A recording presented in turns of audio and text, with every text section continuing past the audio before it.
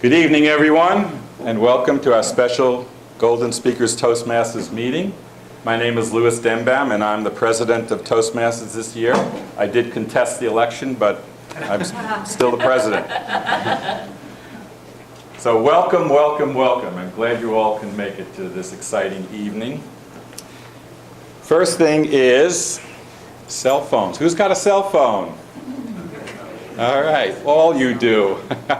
So please put it on silent. It's very distracting when you're a speaker, and we have quite a few different people speaking in different capacities tonight to hear a cell phone go off or even vibrate. So thank you for that courtesy. So the mission of our club is to provide a mutually supportive and positive learning environment in which every member has the opportunity to develop communication and leadership skills, which in turn foster self-confidence and personal growth. Golden Speakers Toastmasters is one of the premier Toastmaster clubs in Iowa. We recently celebrated our 25th anniversary, so we've got a long-standing history of excellence. And for many years of that 25-year tenure, we have been awarded Toastmasters International's highest award for a club, President's Distinguished Club Award. Today I was on the Toastmasters International website checking historical data, and the data only goes back to 2008. But every single year since 2008, Golden Speakers has been President's Distinguished Club. And I know it goes back even further if they had more data. So,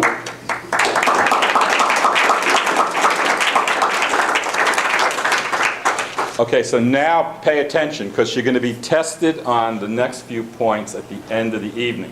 Okay? We meet every Tuesday at 7:40 p.m. at the Hy-Vee Club Room, which is in the back of the store. It's near the ice cream freezers. Okay? And you will have a lot of fun. You're invited to come every week as a guest until we finally wear you down and make you join. Now, tomorrow is a very interesting day. It is the 90th anniversary of Toastmasters International. 90 years this organization has been in existence.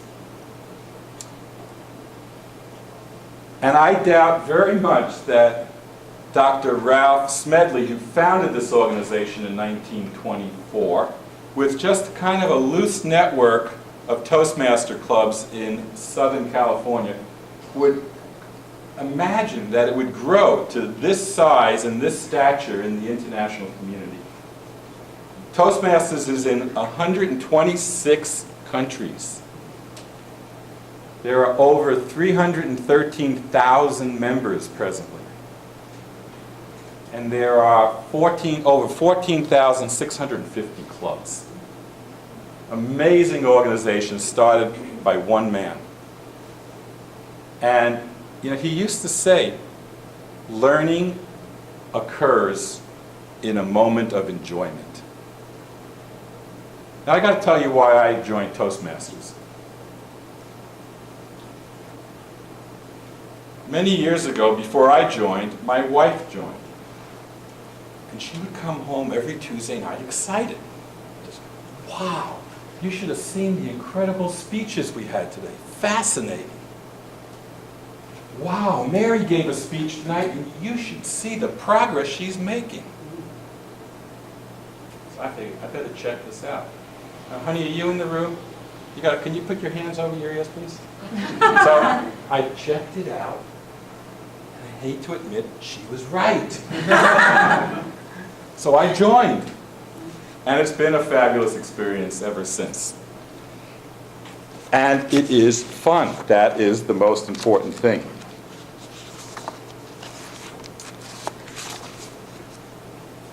Now, although tonight's meeting does not follow our standard Toastmaster meeting protocol, we do have a few elements that are the same. In our meetings, we have members who are assigned a role to play in the meeting. And we have a few role players tonight. The first is Art Atkinson, who will be our timer for table topics. Art, you want to explain your role? My role is to run this spiffy little application on the cell phone, which will time a 1 to 2 minute speech and what we call table topics extemporaneous speech, which will be the first part of the meeting. And this will count up to 2 minutes, and it will turn a different color. It will turn green when you still have some time left to go. And you've talked, at 1 minute it will turn green. At 2 minutes it will turn yellow, and in 2 minutes and 30 seconds it will turn red. Now I think at 1.5 minutes it'll turn yellow. At 2 it'll turn red, and then we give them a 30-minute grace period. So your objective is to speak from 1 to 2 minutes, and not more than 2 minutes and 30 seconds. And this little application is designed to help that. Thank you, Art. Now I know Ralph Smedley in 1924 did not envision a cell phone app timing table topics. That's for sure. So thank you, Art. Also, we will have Will Burns lead us in table topics in just a few minutes. And then Rick Starr will be leading a short panel discussion of members. And then Jean Simonton Craig will interview Dr. Laurie Knoll. So let's get started. Will Burns, please come up for table topics.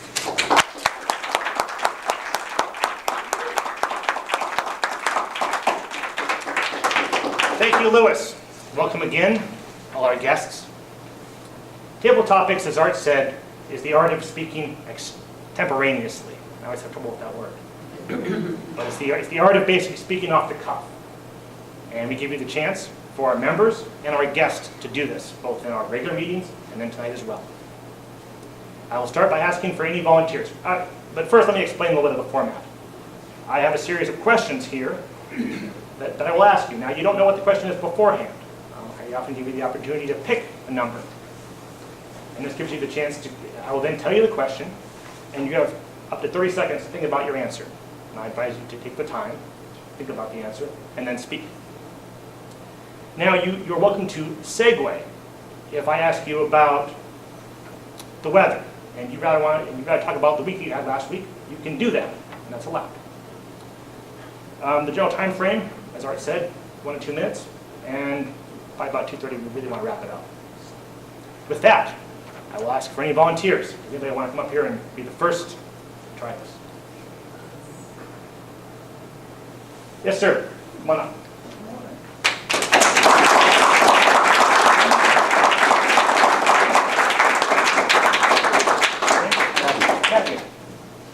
Props for sitting up here. Thanks. Okay, I have a series of questions between 1 and 5. Pick a number.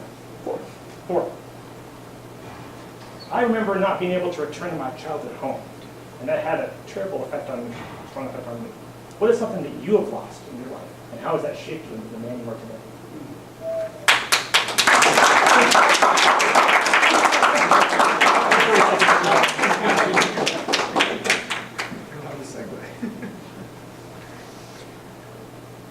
Well, I'm a young man. I'm 24, born 1990. Still young, learning every day. What have I lost that made me who I am? We pick things up and lose things all the time. Most recently, I suppose the most stunning loss would have been my father, cancer, last June. And he carried with him all of the guilt, all of the things that I didn't like about the world, all of the things that I thought I would be disappeared with him, and all of the things that he was remained. All of the love that he gave, every sacrifice that he would give for the family stuck, and all of those bad things disappeared with his disease that took him. So that's what I lost and gained, and what made me who I am right now.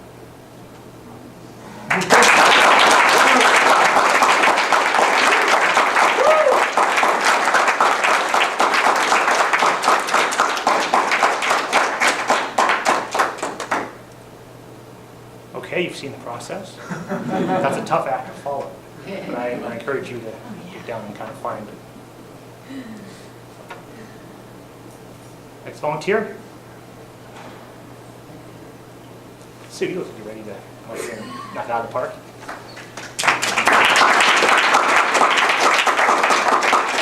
That's the awesome thing, like All right, 1 through 5. 2. 2. Who is someone that has inspired you in your life? Why?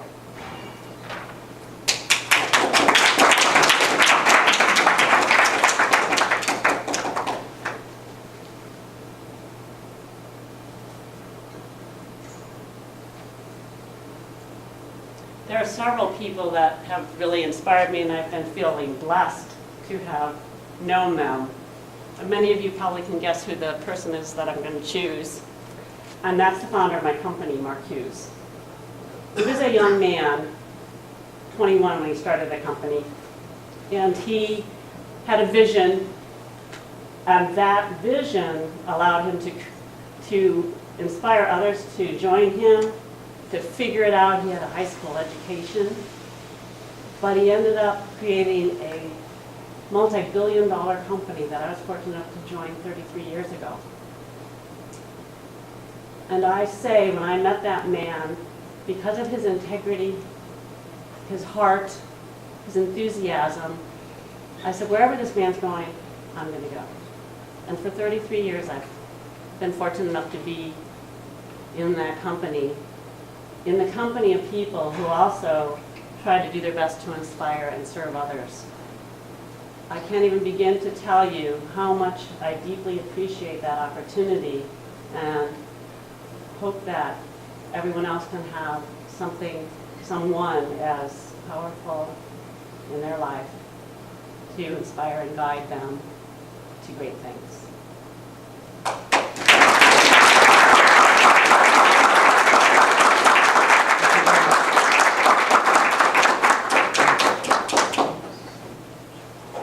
Next.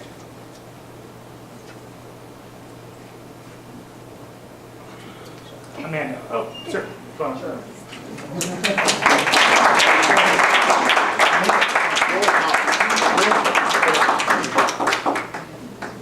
Okay. 1 through 5. We have 2 and 4 seconds. 1 through 5. Great.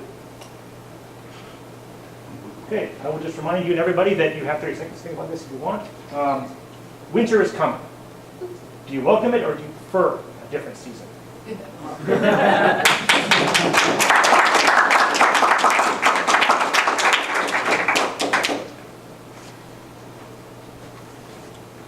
me know when you're ready to start.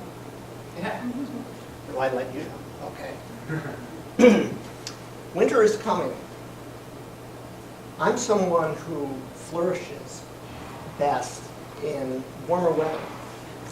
But I look forward to winter coming. And it's for a number of odd reasons. Number one, I sleep with about 5 or 6 blankets in the summer. So in the winter, my wife doesn't make as much fun of me because there's a legitimate reason for having lots of blankets. Another reason I'm looking forward to winter is because by winter, all the leaves are on the ground and ripped up. Think about that one if you have a yard. Winter, another really sweet feature of winter is the holiday season. And for me, and hopefully I won't start crying in the 30 seconds I have left or whatever, family is very important to me. And seeing my children, spending time with my father, is something that's deeply nourishing to me. And that happens in wintertime. Wintertime is also, I like it because it actually enforces a certain personal discipline on me, which is almost kind of a technique for personal development. Meaning, in winter, I have to be very careful to go to bed on time, hard to do.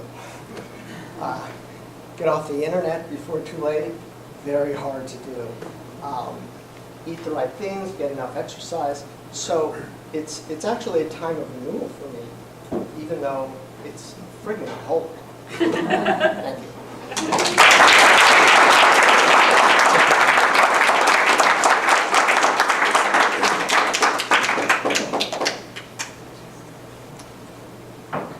Okay, do we have another volunteer?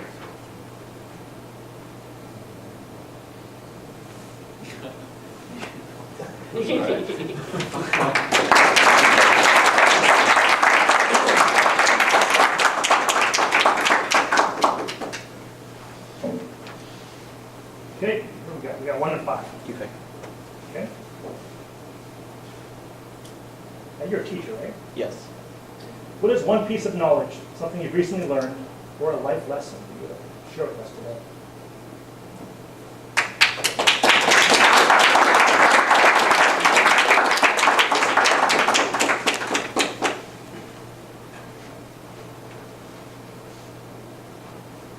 I think the first thing that jumps out to me is when I first decided I wanted to be a teacher, there was some time before I could go back to school. And I contacted a teacher who had a huge influence in my life. Her name was Louise Maidment. She taught me in 7th grade. And I went to her and I said, can I just observe your class for a while? And she agreed. And maybe on the 2nd or 3rd day, she was having the kids go through some lesson. They were getting out of control and she needed to rein the class in. And she said to me, it's important that you learn to silence the class without saying a word. And she said, watch. She stood up in front of the class and this beautiful, stately woman stood there and her face turned into a claw. I kind of gasped and I saw my breath freeze out there and the temperature in the room just dropped. And suddenly, the kids who were about scurrying, one of them caught her eye and just and it just rippled throughout the room as silence descended on her and her face relaxed. She said, very quietly, now then, we'll move on. I think that was a very important lesson for me. Not just how to silence a class, but that the important thing is that when you stand in front of your class, you have to be the strongest, most badass person in the class. So that was an important lesson for me.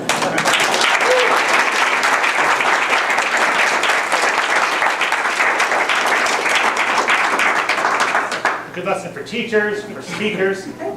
Now let's see what happens here in the next phase. Let me call back up our president, Louis Denbaum.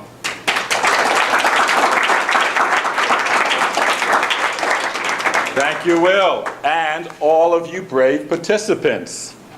Now, I got to say, those of you who participated, was it fun? Raise your hand if it was fun, now that it's over. Okay. And if you haven't already picked up on it, one skill that's really important in Toastmasters, clapping. We do a lot of clapping. So thank you for participating in the clapping. Now, in our standard meeting, what would happen at this point is somebody would come up and evaluate those 4 people's little table topic. And we'd also vote for the best table topic of the evening for it, and an award would be given at the end of the evening. But we're not doing that tonight. Now, for a small town, Fairfield has been lucky to attract a lot of talent over the years. And tonight's speaker is just another win for our town in attracting great talent. Dr. Lori Knoll moved to Fairfield in August to assume the role of superintendent of the Fairfield Community Schools. She is a 30-year veteran of education and teaching. She began as a teacher for the deaf and the hard of hearing in Davenport and then Burlington. She then spent the next 14 years teaching at Burlington High School. And after that, she spent 4 years at the Burlington Alternative High School.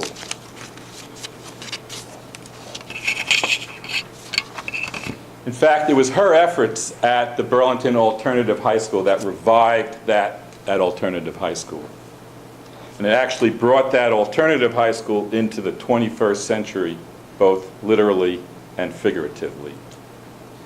During her last 4 years before moving to Fairfield, Dr. Knoll was the director of curriculum at the Burlington Community School District. She received her Doctor of Education at Western Illinois University and has been elected to 3 honor societies, Pi Lambda Phi, Phi Delta Kappa, and Phi Kappa Phi. She has also been a witness for education during a congressional hearing, and she has spoken at national and state conventions. Topics have included dropout prevention and whatever it takes to help a child stay in school successfully. One of Dr. Knoll's hobbies includes sign language. This has opened many doors for her, including signing for the Red Skelton Show, signing for Barack Obama, and for Sesame Street Live.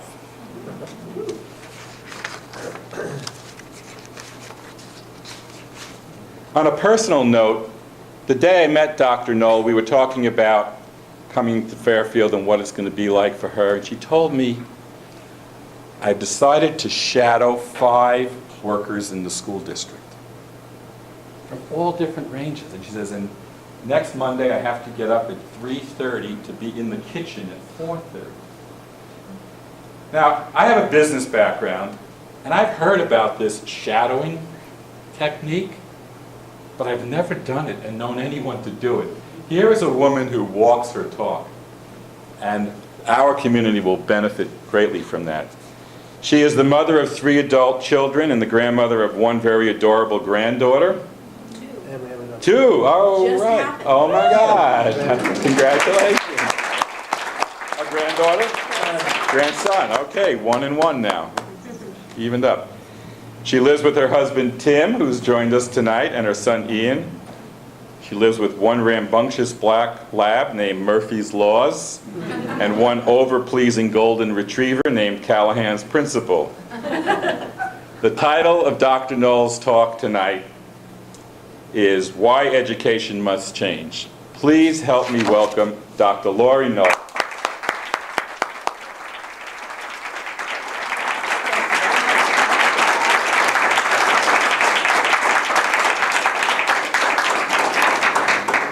I'm not sure all of that is totally true. No, I've had fun in everything that I have done, everywhere I have been, and everything that I've done. I enjoy life and enjoy doing things. So this is another example. It's just fun. One of the things that my talk on why education must change, I'm basing it on this book. It's old, 2005. So The World is Flat. How many in here have read this book? Yeah. It's old, and there's a second one that's come out after that, but I thought it was such a good book that I have changed on how I've thought about education and why education has to change. And the title, The World is Flat, talks about how the world is no longer this rounded world, and it takes years to get someplace on a ship, like the Mayflower, what they did. We can get someplace extremely fast. And now with the internet, we can be in connection with somebody in seconds. So it is wonderful. I have a friend in Finland, and she and I will actually communicate over the internet, and before I would have never had that opportunity. The world is flat. So have that premise as I go forward. Now there's 10 forces in flattening this world. And within that flattening, we need to make sure that our children and our youth are prepared for the future that we will bring onto them. So with this flattening world, it is something that we need to make sure that we are looking forward to where we will need to be in the future. Never looking back on where we have been, which is a good example of base of knowledge. However, forward is where we need to go. and you just have to see the cute pictures.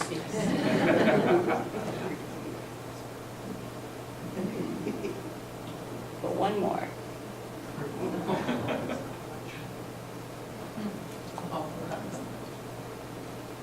So when you think about the children and you think about the future, you think about the class of 2015. That's this year, right?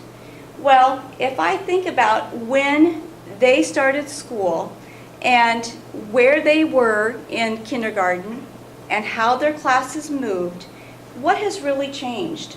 And then I think about those little kindergartners and where they are. And when they graduate in 2028, think of that, 2028. What will the world look like? And where will we be?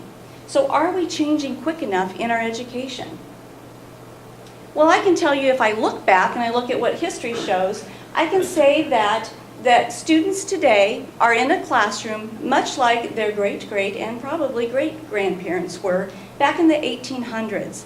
The classroom structure is still the same. We're not seeing anything different. When you go into a classroom, you see desks, you see the teacher, usually standing at the front, with this very powerful look that we were shown on how you can make sure that the class is in charge and you are there making sure of that.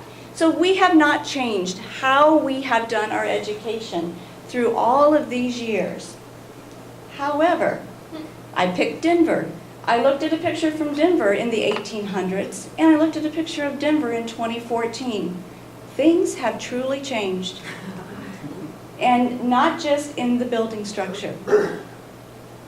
Then I reflect and I go back to my classroom and I think of how we have things set up, and I think of the brick and the mortar that surrounds the classrooms and the teacher in front of the room, and I wonder, have we really caught up? Are we really where we need to be to help our kids get the education that they need for the future?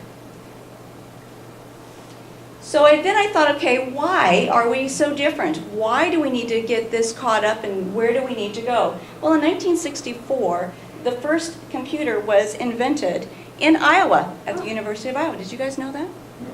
And because of that, it has really flattened our world.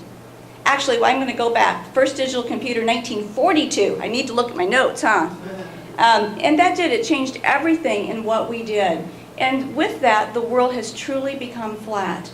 And we need to look at how we are teaching our children because of that. The world is smaller and flatter than ever before.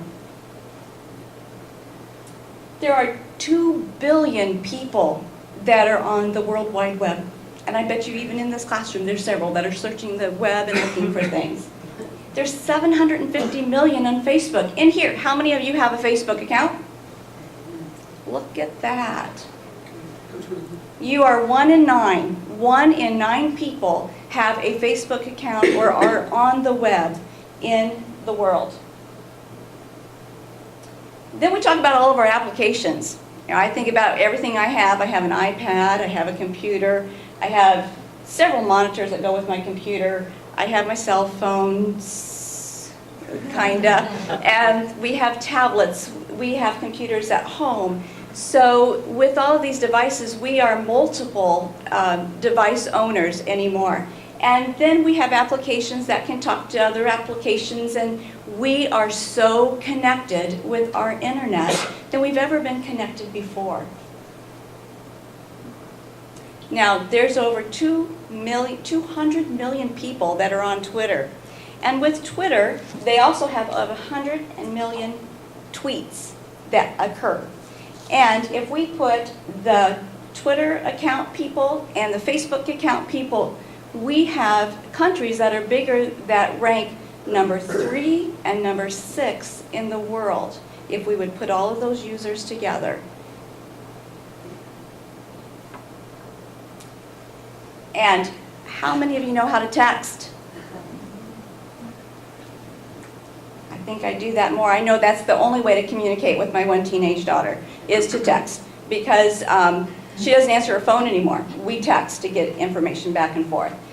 87% of our teenagers are texting. Actually, do you know that the texting is 20 years old this year? So 20 years there has been texting. The first text was one engineer text to another engineer, Merry Christmas, 20 years ago. So that was the first texting that happened. And since then, it has just been growing. Although, I will tell you, it's flattening off with our teenagers, and they are using other devices now. They've learned about FaceTime, and they've learned how to connect in other ways. So they're not using the texting as much. It's slow for them. But we still have 6.6 trillion text messages that are sent a year across the world. Now, in America, we have 2.2 trillion. So we're not, we take up some of that time, but not all of it. Now, this is a busy slide, and it's busy on purpose because in the center, if you look at this right here, this is the fire, and this was way back, 7,000 BC, we had this fire. That was one of the first inventions that really truly started to change how people lived in the world. And then the next time something happened was 3,500 BC, we had the wheel. That changed life too. But look at the time frame between that, the fire, and the wheel. Now, let's fast forward it to today. As we are sitting here, there are inventions being created that are monumental to how we run our life. Exponentially, things are changing and developing and maturing and just moving from where we have been. So it's something good to look at. I know everybody's trying to see what all those different items are up there. Because of all of those changes, our world, again, it's getting flatter and flatter as we move forward. This new age of creativity is something that we need to really be thinking about, because with this, the walls of Berlin have come down. People now have to interact with each other, and we have to see how other people live in other parts of our life. We have to be able to adopt this common standard that here we are as humans, this is what we are, here's how we're going to kind of play games together. And we need to make sure that we are looking at all of that as we move across from one world to another. We also need to make sure that with this internet web, are we understanding all the social aspects of where we need to be when we're talking with people. So again, that shows the world is flat, it's getting flatter, and I still think back to that classroom of 2014, back to 1800, that has not changed. And everything I've been talking about is something new and different. Now, in Iowa, let's get it a little bit closer. We are struggling. And we have our students that are not keeping up with other people. We're losing jobs to the manufacturing companies, to computer firms, to other states, to other countries. Iowa is ranked 8th in the total percentage of high school graduates from a post-secondary school. That's scary when we think about that. That there's 25% of Iowans have a bachelor's degree, and nationally that's 37. There's only 8% of Iowans that have graduated with a degree, and that ranks us 43. So scary when we say that Iowa is truly struggling. So why are we struggling, and why must we change? Well, you think about the heart of agricultural, that is right here in Iowa. And our jobs are changing under that. We used to have 20% of our economy was coming in with farming, and now it's only 3%. So again, we are changing how we need to educate our children because the job market has changed. If you think about over the years, we started out with manufacturing and our assembly line, and that was how our whole education philosophy was put into place. Well, that assembly line is really not that big of a deal anymore, and we need to, again, change. To more of the facts of why we have to change, and I look at how the employability and how we rank, we're 35th in high-tech jobs. Colorado's 5th. I had to check on Colorado because, I need to know where my children are and what they're doing. And in businesses, we are 35th. The one that scares me is the 49th percentile in entrepreneurial activity. What that means, we are not creative in Iowa. We need to get creative, and we need to change how we are educating our children so that we are causing them to do some thinking and to change that. If you think about our children, and I think I will go forward. We have the kids that are Google searching, and we're still teaching them the Google searching ideas. So if you think about something a fact, I can find that out. I'm always telling my kids, well, have you Googled that yet? Because they'll say, well, do you know how far it takes to get to Colorado from here? Well, have you Googled it yet? I need to know the best way to give a newborn baby a bath. Well, have you Googled it yet? And everything my answer seems to be is Google, because it's right out there, and it's simple and it's quick. So that's not the kind of learning that we need to be teaching our kids. We need to make sure that we are going in depth, and we're having them to be creative, and we're letting them to acknowledge their differences and to have that creativity part of where they're going. The average fifth grader, we think about that, put yourself back there, they receive 5 times the instruction in basic skills than they do in problem solving or reasoning. That's scary. So that Google information that I said you can Google in 5 seconds, 2 seconds, that's what kind of information they're receiving. Now, is that the fault of our educators and our teachers? Not so much yet, because we're still teaching our teachers how to teach. So they need to change as well. Our universities have to change in how we are giving instruction to our students. As we look forward, the U.S. is a country that people come to be educated. So we have people from all over the world that come to America. And then what do? They take that information and they go back to their country. They've learned how we do things here. Overall, we are creative, but for the other countries, that's even more of a difference. They have that skill even less than we do, and we're at 49th percentile. So one of the things that I can remember saying to my children when they were little is that make sure you eat your dinner, because there are children in Africa starving and they need your dinner. Well, now that saying has changed, and they say make sure you finish your homework, because there's children in India and China that are taking over your jobs. And that's true. So with our outsourcing, this is something that's happening. This is part of the reason, again, why we need to be changing.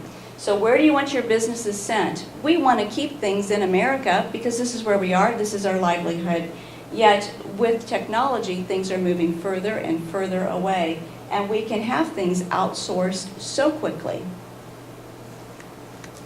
Now, offshoring. This is a real interesting concept, because with offshoring, what the bottom line is when the sun comes up, you better start running. And I think we need to apply that to education, because as we are looking at where we need to be with our children, we need to say, you need to start running very quickly. We need to be educating you as quickly as we can. There's no time for pause in what we are doing as we're teaching our children. We have to be hitting that road running right away. So either you can be the gazelle or you can be the lion, and we want our kids to be successful. So we want them to start running and we want them to be successful. Now, look at these 2 pictures. And my family I think they're tired of it, because every time I go by a FedEx truck, I say, did you see that? Did you see this arrow? Oh. How many noticed that? Have you ever seen that before? Have you paid attention to that? Little subliminal message that they're saying, we're fast. So I thought that was kind of neat. So they have looked at what they need to do to make sure that they are doing everything they can to keep their businesses local. Now, UPS, on the other hand, is the other one that has really done a good job. And they're keeping their job alive as well. Do you know that they turn right all the time? That's all they do. They don't go left at all. They have patterned and everything out so that they are using the least amount of time and energy to make sure that they are as productive as they can be. Insourcing, they're surviving. So how does all of that have to do with education? So education has to be with passion and curiosity now. That IQ that we used to have is good, and we need that as our foundation and our base. However, we need to have a different kind of an IQ, and we need to look at that passion as we navigate through the world.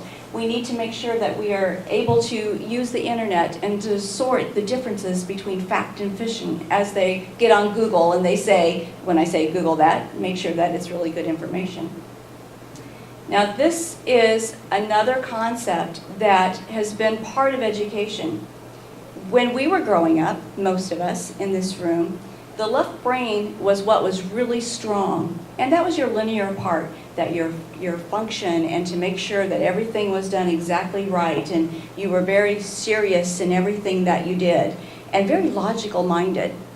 Well, what they're saying today with this flattened world is we need to look at the right side of the brain. I finally said, somebody understands me, because I'm so right-brained in everything that I do. I think pictures, I look at everything under that concept. Well, with your right brain, there are different concepts of design and story that we need to be telling everyone as we move forward. When we look at the design portion of this right brain, this is one of those that when your children are drawing in the classroom or at home, you don't want to say, your building isn't quite straight enough, because you never know. They might build the next arch in a different way. So we need to make sure that we are allowing the kids to have the opportunity to expand into design. When I think about storytelling, that is a really good part of how we remember things. Way back when, before we started with our kind of education in books, they told stories. That was how everyone was able to remember things. And if somebody's telling a good story, you usually remember it. And that is how you can make sure that that information is staying there. I think one of my best teachers that I had, she would stand up and she would lecture all the time, but those stories, I could still tell you today how she would craft her lesson and get that information into us all through her storytelling. She had a great art. And this is one of the skills that we need to make sure that we are embedded in our education system. With the symphony, it's all orchestrated, very precise. We all are playing part of this big puzzle. And we need to make sure that we're looking at each other and that we're grading, and we are seeing where we need to go and who I can work with to make sure that we are a partner in a team. Now with empathy, this one is, I'll let you kind of look at those pictures. You have to be able to read people. So as you are talking with somebody, even if you're Skyping or Zooming over the internet, you need to make sure that you're looking at the 7 basic human emotions that our faces provide. So make sure that you understand what those are. There are people out there that really don't understand that, and they're not getting those cues. So we need to make sure that we see that part. Another part that's very important is play. You have to be able to play, and you have to be able to play to learn, because that's how you are getting your creativity involved. That's how that you are able to have happiness and to seek that as you are moving through. And we learn and we problem solve through play. Meaning is the very last part of it, and it goes again to this storytelling, and to look at our ancestors and to find out where they are, and to make sure we understand the purpose of life, because that's what we're all about. We're here to learn, to live, and to enjoy life. And that's part of that meaning that we have to instill in our kids today. So with all of this, the new skills that are needed: cultivate the right brain, and then look at those skills versus memorization. We don't really need that memorization, we need the skills. And really, to become specialized, we need to make sure that we are anchored in what we are doing. And our jobs that we are teaching our kids have to be a part of that face-to-face of who we are. So we need to change how we're teaching in order to fit this specialized anchor and adaptable. So those are the non-negotiables in education, and this is where we need to be going. Are we teaching them skills that are specialized for them? Are special? Are we letting them know how special each one is? Are they anchored in what they are doing? Is the job anchored? If you are a human, like a HR director or someone, a doctor, your skills are right here and they're anchored. And you have to be adaptable. Even in the medical field, you have to be able to say, oh, that didn't work, let's try this a different way. So, your dirty little secrets, here we are, about our education system, we have a gap that is starting to occur. Our scientists and our engineers are retiring, and we don't have the people to replace those skills. We have an education gap. We have, as kids enter college, we're finding out that the advanced math skills and the science and the engineering technology is not there. Colleges are saying you need to backwards design a little bit more. Your kids aren't ready. We'll give them a class that's at the high school level to get them ready for college. So we need to make sure that we are looking at where that gap is and changing it. Another part that is interesting, and I hear this over and over, that there's this poor work ethic. I think back in the day when we were younger and we lived and breathed everything that we did, and now kids aren't doing that as much. They're more on the part, they're saying, well, you know, I have 9 to 5, 5 o'clock I go home, I turn everything off, and you can call me again tomorrow morning if you need something. So that 24/7 in life is not there in some of our younger children today that are joining our workforce. They also lack that creativity, and I think about 49th in Iowa is where we rank. So we have to make sure that we're looking at creativity and getting that started. So this is a little test of your technological ability. You should know every one of these words up here, and you should be able to say this is where we are, because this is what is part of, especially our younger kids, that they are working. I know that I had a Zoom meeting yesterday, and that I was able to do some learning through Moodle just the other day. And Google Hangout is kind of a real popular right now. I hear a lot of people using Google Hangout. And that you need to know that Wikipedia isn't always a truthful information. So these are some different ideas. Our ELL teacher, I think, uses Duolingo in her classroom. So again, we should know what these are and what they mean and how we can use them. And younger kids in the room are going, yep, I know those. I can see the head shaking. So think about your past teachers. Were any of them like this as you were growing up? And if I look at the teachers today, I think that sometimes these are still the same teachers that we've had. I know that many times when I'd be sitting in the classroom, I would think, okay, I have to be a good student. My parents are teachers. I can't get in trouble. So what can I do to make sure that I am engaged and at least look engaged in this class? Well, I had a teacher that loved to just hear themselves talk.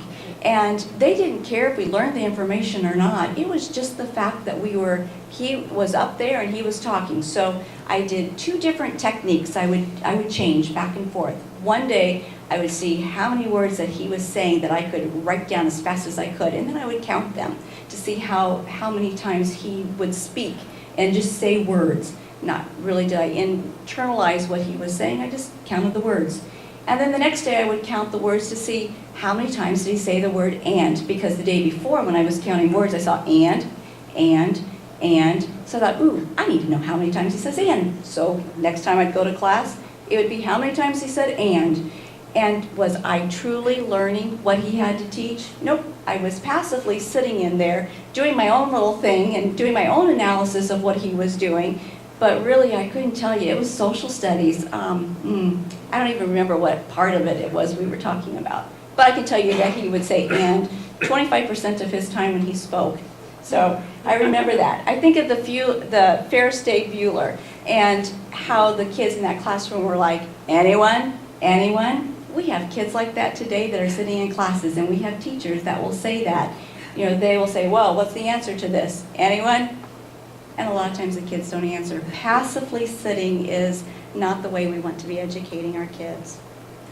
So, however, we have educators that think they're doing the right thing and they are trying hard. They think they're doing something new because they've got technology in their hand. They can say, well, my kids are doing really good because I've got a laptop here and they can use it and they type their answers on it. Well, our goal is to educate kids no matter what. And maybe that new technology device isn't the best way. It's just a glorified worksheet on many occasions. So we have to think about that. So that's the whole part of why we must change our education. Now the difficult part is the how, and that is really the hard part. We're not there yet. We're still learning that. However, Khan Academy, how many in here know Khan Academy? Good, good, good, good. That teacher teaches over 8 million students across the world, and teachers are now starting to use his work in their classroom. So what they're doing is they're assigning Khan Academy as homework for kids, and then in the classroom they are coaching the kids through the process of what they have been missing. Flipped classroom is what that's called, and that is a great way, and it is changing how teachers are teaching. It's a good start. We also have to look at the assessments, and when the teacher is there watching the kids do the work, then we're doing differentiated instruction. And that's as simple as the kids that are jumping at the bottom of the screen. The ones that are higher jumping don't need as much instruction as those that are still not on the ground. So we do need to watch that. We do have a 21st century learning environment in this area. Great Prairie AEA has a classroom set up like this as a model. I'd recommend people to go look at it. This is a classroom that they looked at everything that we needed to use in making a 21st century learning community in a center for students. And they have the 4 C's, which are communication, collaboration, critical thinking, and creativity. And that is how this was designed. And these are just some pictures to show you how it is developed. And all the furniture is movable. And you can have even this one. I like this picture right here. It has the difference. You can have 2 layers of kids. So you can have one that are sitting below and then one above it. So that is kind of a fun way. So we can have that kind of a classroom, but we still need to make sure we are changing how we are teaching, not just what we are doing. So a shift is occurring. Can we catch up? And this is how I'm going to end. And I know I'm over. Am I okay to go for? Yeah, right. Oh, okay. So just watch and read.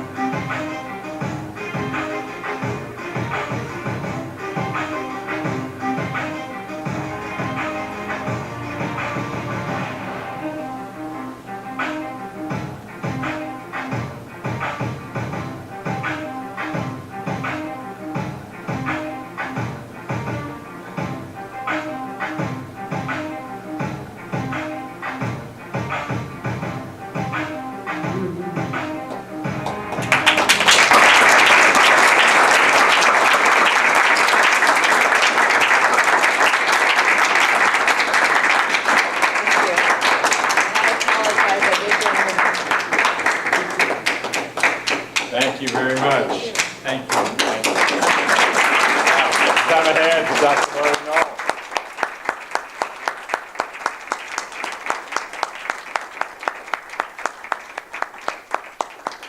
I don't know about you, my head is spinning. Yeah. It's like, wow, what are we up against? And it's going to take a lot of people like Dr. Knoll in our educational system to right the wrongs and get Iowa back where it needs to be, and the United States. So, thank you. And now it's my pleasure to introduce Rick Starr, who will interview 4 members of our Toastmasters Club briefly to share with us their experience with being a Toastmaster. Rick.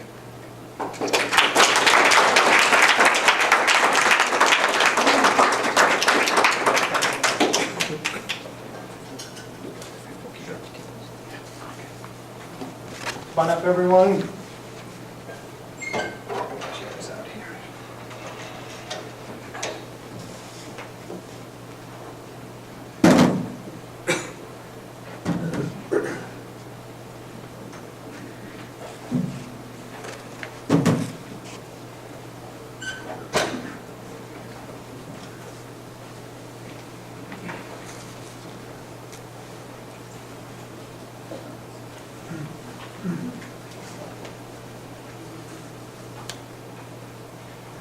Thank you, Louis. Fellow Toastmasters, honored guests, especially our special guest, Dr. Lori Knoll. Thank you very much, Dr. Knoll, for your inspirational and somewhat sobering and frightening talk. The world is changing, and is changing very rapidly. I belong to the Toastmasters Club here in Fairfield. We also started Toastmasters Club at Cambridge Investment Research. And the main reason we started that club, we started it in our technology department, our computer department, is that, as Dr. Knoll mentioned, so many things are changing, but one thing is really changing is the need for communications.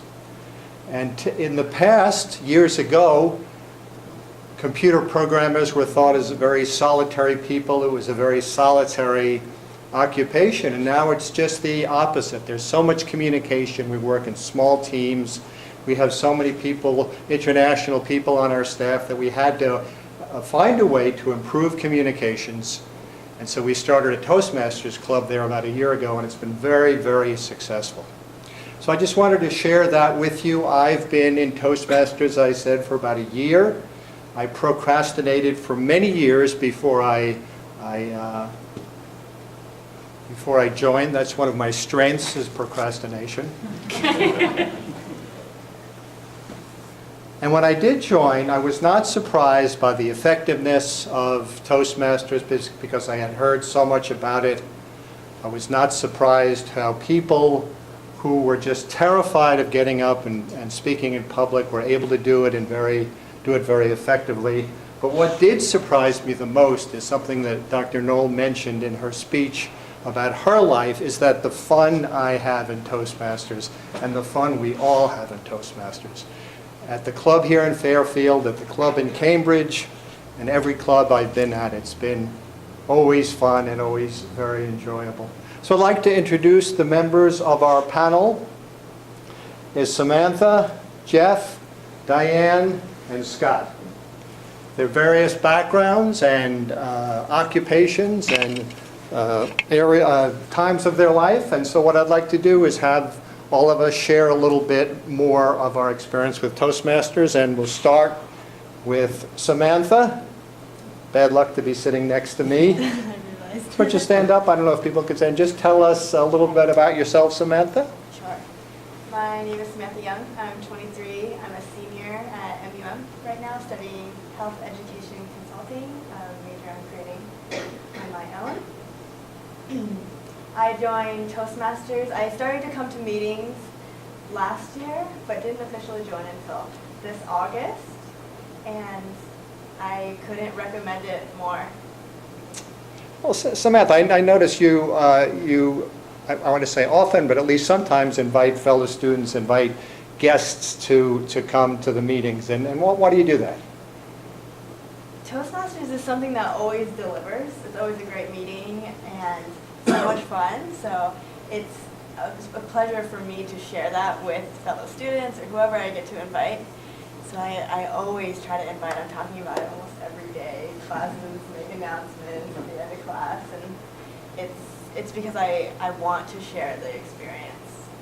And how would you describe your experience from Toastmasters, your comfort level when you get up and talk in front of people? So I can't say that I was absolutely terrified of speaking. I think it was always something that I knew I needed to develop. And so Toastmasters is I say, the best space to develop that skill, that muscle. And you get very short periods of time in your life to actually work that muscle, and Toastmasters offers it. Thank you. Thank you, Samantha.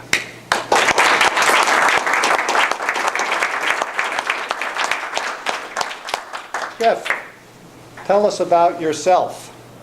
Thanks, Rick. Fellow Toastmasters guests. My name is Jeff Shipley. I'm a 26-year-old young professional living here in Fairfield. Been around here for a little over 3 years. More recently, I've been involved in the political campaign as a state candidate for state representative here in Fairfield. And yeah, I've been going to Golden Speakers Toastmasters on and off for a little over 2 years. I began to take it more seriously when I was called upon to be an officer in the group. And that kind of, when I met it with offering more serious participation, then I really found the benefits of Toastmasters really began to grow and grow the more that I put into it, the more I got out. And Jeff, right now you're very much in the public eye. You're running for local office. And how has Toastmasters helped you with that?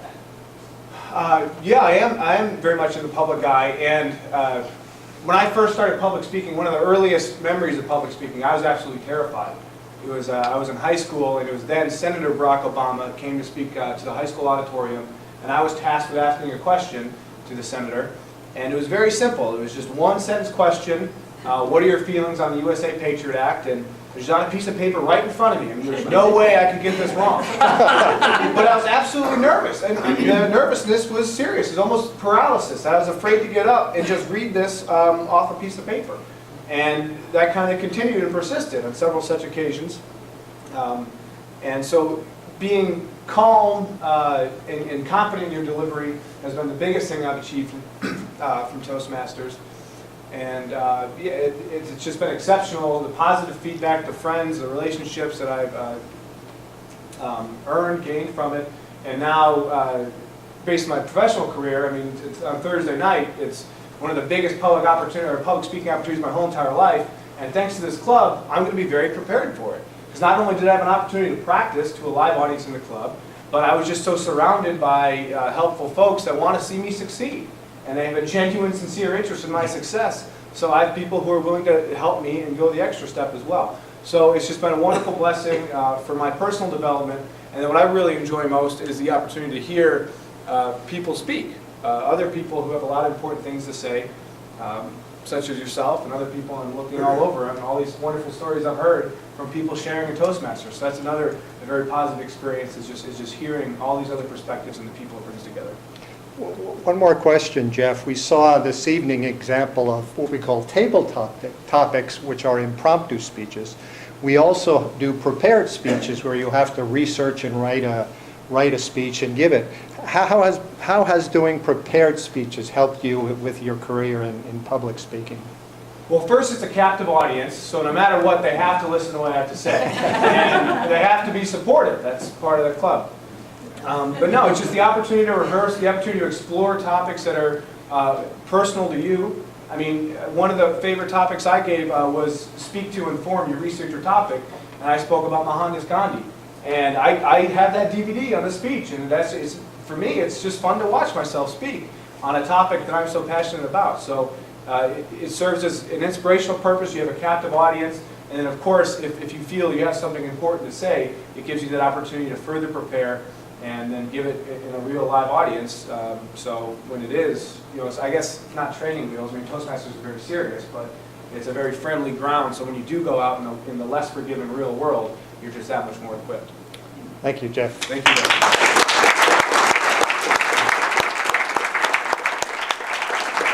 Diane, welcome. Thank you. Well, my name's Diane Dembaum. I'm not going to tell you how old I am. And I suffered from peer pressure.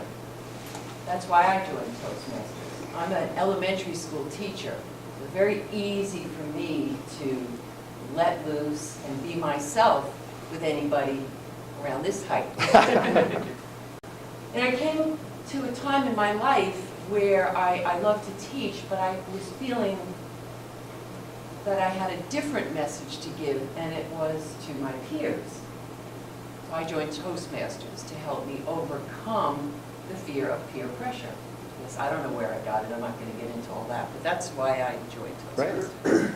Now, Diane, as you said, you are a teacher, and Toastmasters teaches in a kind of unique way. Could you tell us something about that? Well, coming from a teacher perspective, what I love about it is that you do not sit around and talk about what you're going to talk about. You talk, and you are in the game. And I notice since I've joined, when I walk around and talk to people, they tell me what they want to talk about, what they want to share, what they're passionate about. And then there's always this like but or a kind of a shrinking. And then I say, come to Toastmasters and speak it out there. It's a great practice space, loving, supportive environment, no matter what you have to tell us. And all ages are welcome from 18 on, I guess it is. I don't know how old you have to be. So, so it's in the doing. I actually brought this sheet. Dr. Knoll might know that, the Dale Cone of Experience. It's a triangle, and at the top, how we learn. We remember 10% of what we read, 20% of what we hear, but what's at the bottom is our remembering and our learning and our internalizing and our growing happens 90% through what we do. And that's what in Toastmasters we're doing. And whether that be that we're speaking, we're listening, we're evaluating. And those are the skills that are at the bottom of the cone. So if you didn't, wherever you sat in those pictures, whatever year you were in school, you can come to Toastmasters and you can begin to make those changes within yourself. And speak up, and maybe if you went to school and you had a teacher, sit down, shut up, I had a teacher throw an eraser at me because I didn't learn something right. Well, the heck with them. So here I am now. And that's why I'm here, and that's from the teacher's perspective. Do and be supported. Thank you, Diane.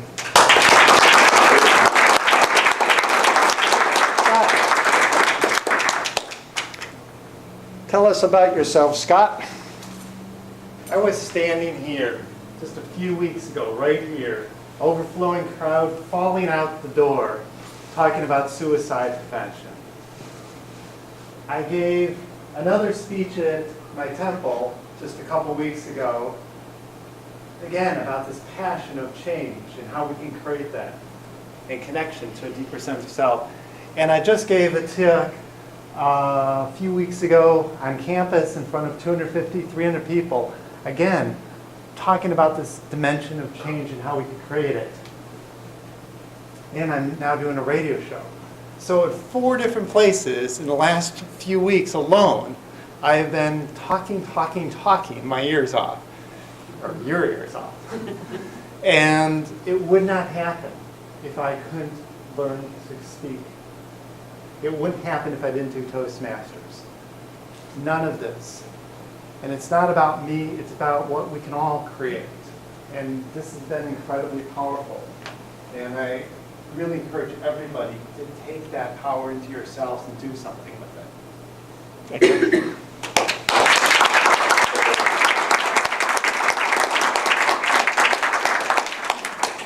So please join me in thanking Samantha, Jeff, Diane, and Scott.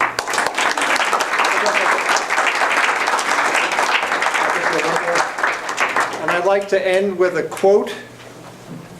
As an old-time comedian and actor and entertainment guy, Georgie Jessel. He said, "The human brain starts working the moment you are born and never stops until you stand up to speak in public. So if any of you feel that way, think about Toastmasters. Thank you.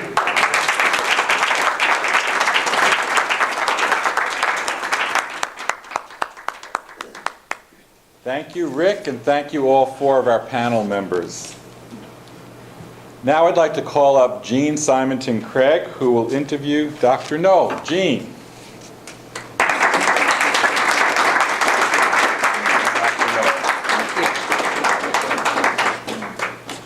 Where would you like to? Wherever. Project. Yeah. Is everybody in the back getting what's happening? Everyone's can hear? Yeah. Good. All right. Very good. So, Dr. Knoll, this was my hair is just sort of settling down from that. Sorry, that thing. I know it was incredible. It was really incredible. What is the next step? Well, I think getting the word out is definitely one of the steps that we have to do. We have to also look at what is happening in education. We have to really analyze our teachers. I spoke with the Department of Ed this morning about, colleges and universities have to really change how they are teaching the teachers within the classrooms so that students are understanding and getting the best practices and experiencing it while they're in college. So that is definitely something that we need to be doing, and it's not one university, it is every university. So the teacher prep programs that are out there have to understand education isn't how it was when we were a student. We need to change business and practice. Great.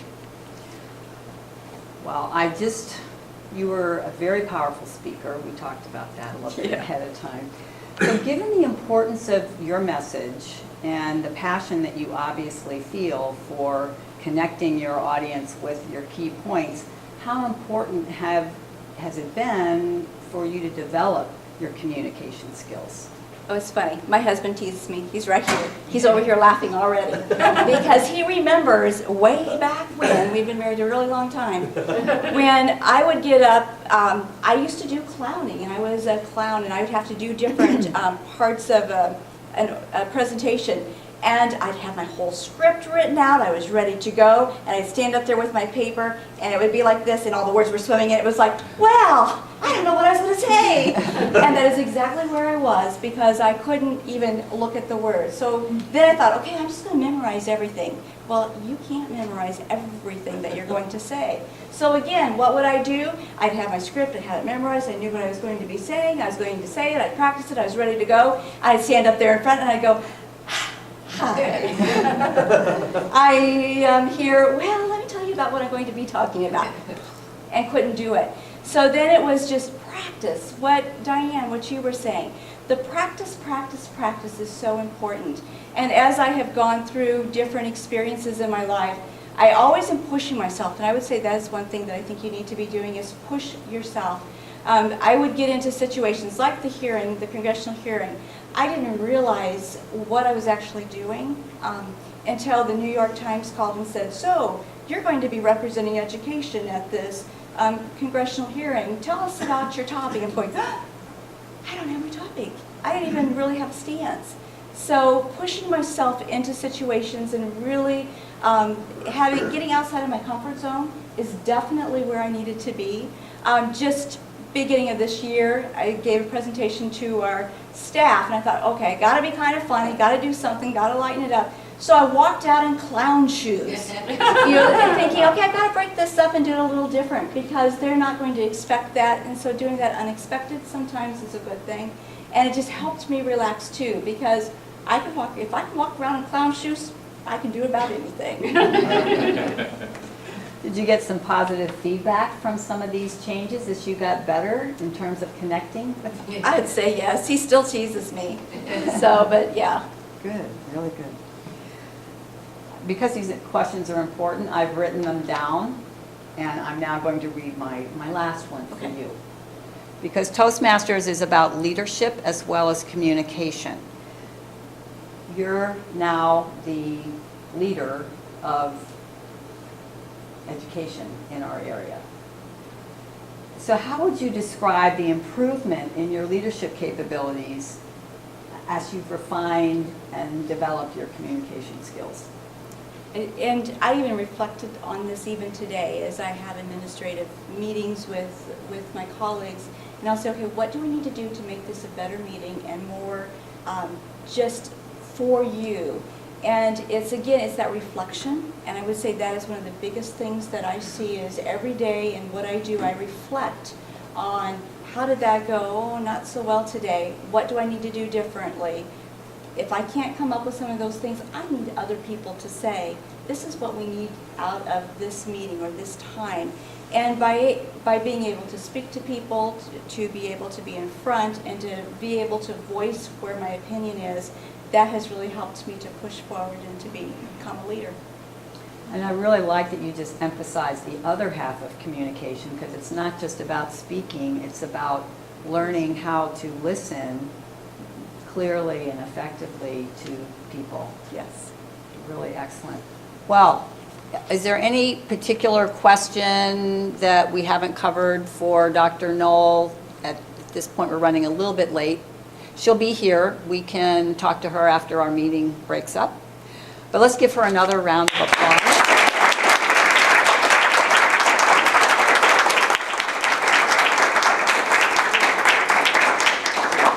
Thank you, Jean. Thank you, Dr. Knoll.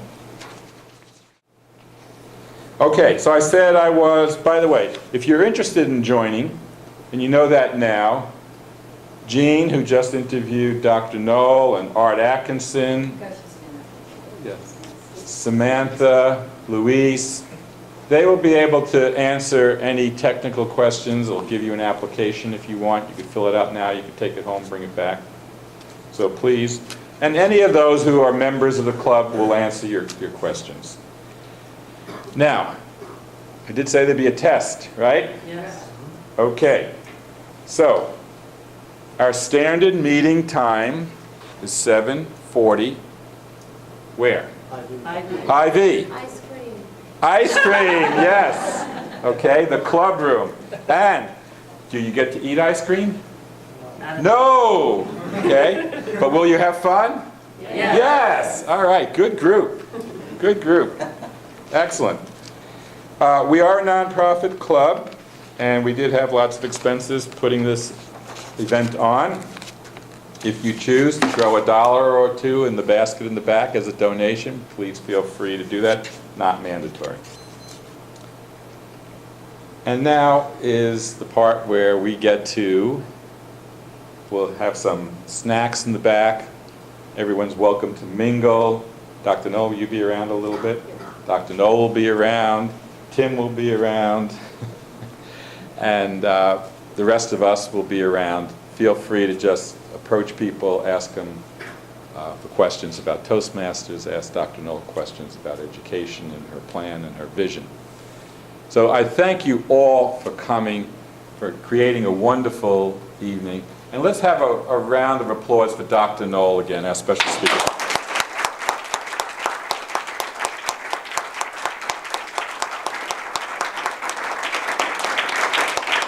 Thank you all, and the snacks in the back of the room. Thank you all.